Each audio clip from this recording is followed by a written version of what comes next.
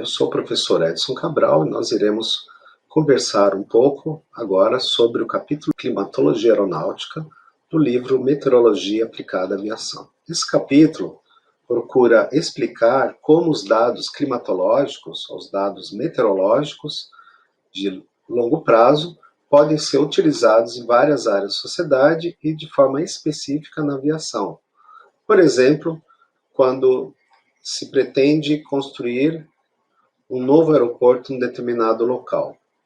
Como nós vamos imaginar que será a extensão, o comprimento das pistas? Qual será a direção das pistas desse aeroporto? Tudo isso depende, é lógico, além do conhecimento de que tipo de aeronave, de porte de aeronaves que vão pousar nessa região, mas também dados de temperatura, dados de direção predominante dos ventos, para que nós possamos planejar o aeroporto em relação, por exemplo, a comprimento de pistas e também a direção de pistas. Se nós temos o aeroporto em operação, quanto maior a quantidade de dados meteorológicos, dados climatológicos nós tivermos, melhor será a previsão TAF a ser feita para esse aeródromo.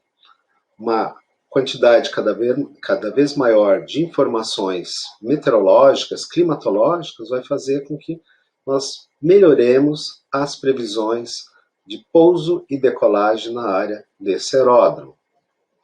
Por exemplo, se nós sabemos que na maior parte do inverno nós temos frequência grande de nevoeiros a partir de determinado horário, ou a dissipação de nevoeiros a partir de um determinado horário naquele aeroporto, por conta da grande e da crescente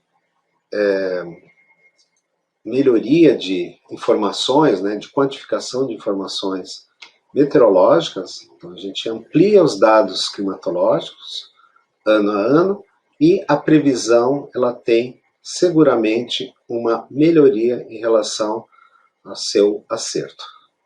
E quando o aeroporto está operando já um determinado tempo, nós temos uma série de impactos no clima em relação à própria operação do aeroporto. Por exemplo, em uma área de um aeroporto como Guarulhos, ou como um novo aeroporto construído, já operando, nós teremos realmente a variação de elementos climáticos, como temperatura, que provavelmente aumente pela grande quantidade de massa construída, as pistas de pouso e decolagem.